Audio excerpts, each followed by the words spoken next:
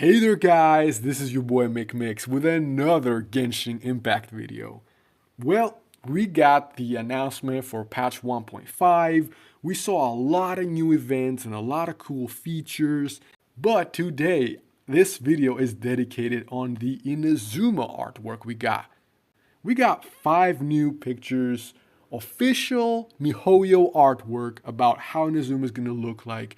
And I wasn't going to make this video, but then I realized that most YouTubers seem to miss a lot of important details, specifically about this furnace thing. This image, we're going to talk about a little bit later. Now, we're going to take a look at every single picture we got from Inazuma. We're going to analyze and speculate about the potential future developments when we get there. Well, this is Inazuma City, Tenshu Shukaku Temple. Now, this is probably Raiden Shogun's or Baal's residence. I mean, you can clearly tell this building is just grandiose, royal, over the top. And it's worthy of a god, of an archon. I think it's really important to just take a look at how tall this building is. I imagine this will probably be the tallest building in the city, towering over the others. I can't wait to climb at the top of it and glide all over the city.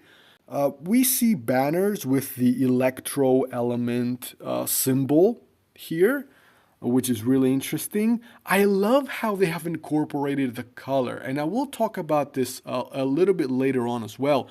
But before we got this artwork, there was this big question within the Genshin Impact community of how will they incorporate the color purple into the city?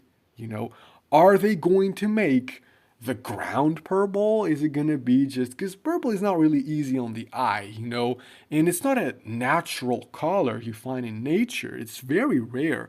But as you can see here, they will incorporate it using vegetation, using specific flowers, and using pink and variations of purple. Like, I don't know if you noticed, but these buildings on the left and the right of the temple, they're not really purple, but they have this weird hue, this weird, like a little bit of touch of purple there. I can't wait to walk among these sakuras in the background, you know, very traditional Japanese, you know, tree.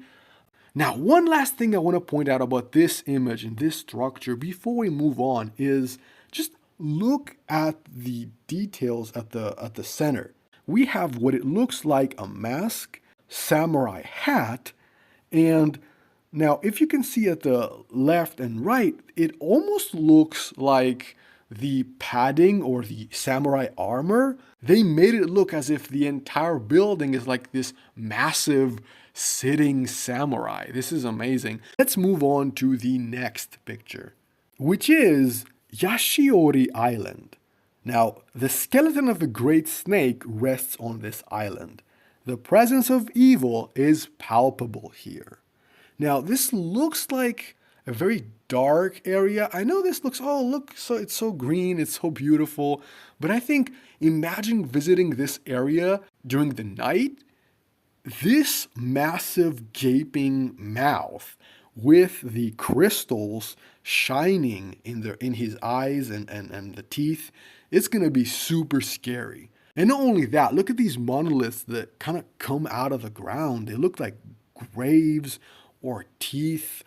This is a really dark area, and perhaps this is the entrance to Inazuma's underground cave network or something. So far, we haven't had much underground areas. We've had some in Dragonspine, so I think this will most likely be something like that. We enter through the mouth of the beast, and in there it's going to be some kind of crystal cave or some kind of dark temple.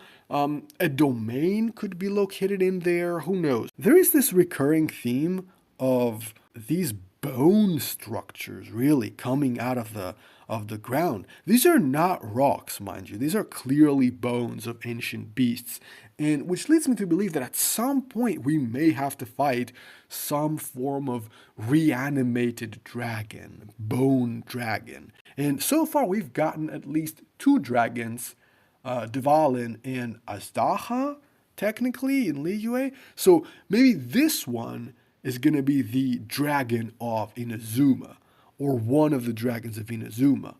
Now, let's go to Nagakami Island, a site witnessed by all inbound travelers to Inazuma. We have the Grand Narukami Shrine and the sacred Sakura on the mountain. And on the background, I think we can see the city of Inazuma. So, a couple of things. I love this image. First of all, I love these grand, humongous structures that can appear from afar. We've had this with Dragonspine in Mondstadt and with Liyue with some of its huge mountains. So wherever you are in Inazuma, I think you may be able to see this beautiful sakura on top of this mountain in the distance, and that's going to be amazing. A couple of things I want to mention here. Obviously, again, they're using the colors of nature and specifically flowers to give this purplish color, and I love that.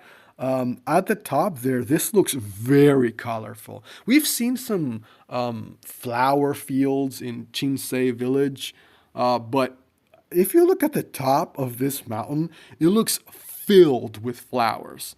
I don't know if it's gonna be like in the game, but I would love to be there. Now, if you look at the background, you can see the city of Inazuma. We're obviously gonna get there by boat.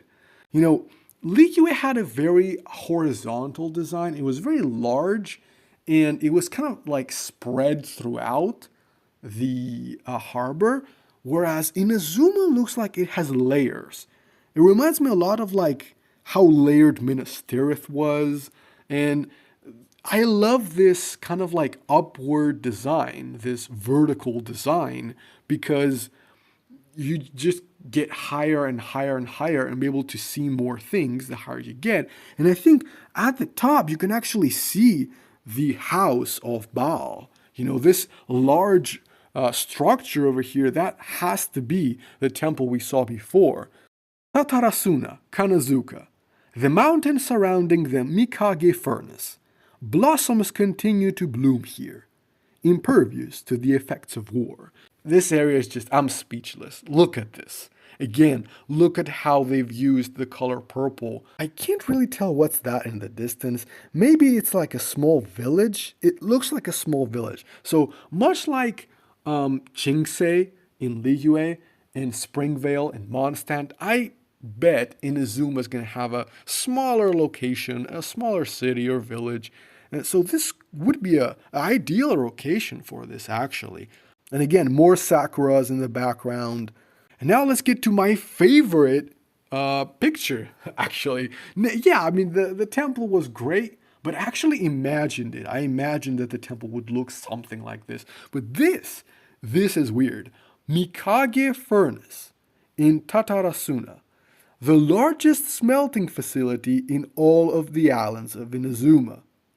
Surrounded by jagged, rocky terrain, war has brought production to a halt. This is the first time we see anything like this.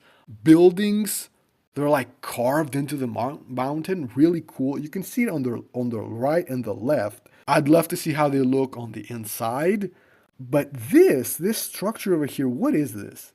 Apparently it's called a Makagi Furnace, and a furnace is something that, like obviously creates, heat, and this is supposedly used for smelting. And here's the thing. This image alone has led me to believe that Inazuma is perhaps a little bit more industrialized than we thought, because our first idea was that, Inazuma's gonna be like Sengoku Jidai Japan. Like, a lot of samurai and a lot of swords and horses. But look at this. This looks very much like rail tracks over here. And the houses have a more industrialized, more modern look. And this is some kind of like power source, maybe. It powers the furnace. We've seen electro being used in various mechanisms, in different domains, in different quests. Maybe Inazuma is a little bit closer to Fontaine in terms of industrialization, or Shesnaya. I don't know about you guys, did you notice something that I missed? And if you found something interesting that I missed, comment down below and let me know. If you want to watch more Genshin Impact content, well, I have many more videos talking about Sumeru, talking about the potential future Fatui Harbingers, and which of the playable characters might actually die in the future. So if you want to watch more content, check these videos out as well. And I'll see you in my next video, guys, where it's probably going to be a proper theory. This video was made a little bit quickly, but I wanted to get out and talk about this because I was so excited with these pictures. As always, hit like and smash the subscribe button. Until next time, fellow Vision users.